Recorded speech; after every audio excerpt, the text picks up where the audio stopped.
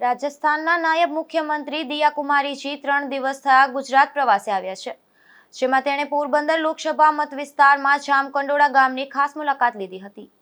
રાજસ્થાનના નાયબ મુખ્યમંત્રી દિયા કુમારી 3 દિવસ થયા ગુજરાતના પ્રવાસે છે, જેમાં પોરબંદર લોકસભા વિસ્તારમાં નાયબ મુખ્યમંત્રીએ જામકંડોળા ખાતે મહિલા સંમેલનમાં હાજરી આપી હતી, તેમજ કન્યા છાત્રાલયની છોકરીઓ અને ગૌશાળાની મુલાકાત કરી હતી. આ કાર્યક્રમમાં નાયબ મુખ્યમંત્રી સાથે MLA જયેશ રાદડિયા, જિલ્લા ભાજપ પ્રમુખ સહિત ભાજપના પદાધિકારીઓ ઉપસ્થિત રહ્યા હતા. નાયબ મુખ્યમંત્રી દિયા કુમારીએ ભાજપના વિકાસના કામોની વાત કરી હતી, તેમજ પોરબંદર લોકસભાના ઉમેદવારને જંગી લીડથી જીતાડવા આહવાન કર્યું હતું. इससे बड़ा काम तो कोई हो ही नहीं सकता.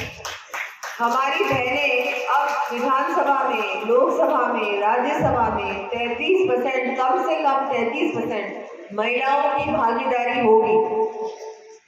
आप अभी तो हम सोच नहीं पा रहे हैं, हम सोच रहे हैं हाँ पता नहीं क्या होगा.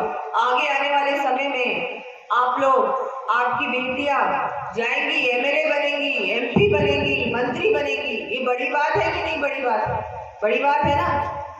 દિયા કુમારી દ્વારા લોકસભા ચૂંટણીને લઈને નિવેદન કરતા જણાવ્યું છે કે ગુજરાત આવીને પરિવાર વચ્ચે આવ્યા હોય તેવી અનુભૂતિ થઈ છે, તેમજ ભાજપની લોકસભાની પ્રથમ યાદી ખૂબ સારી છે.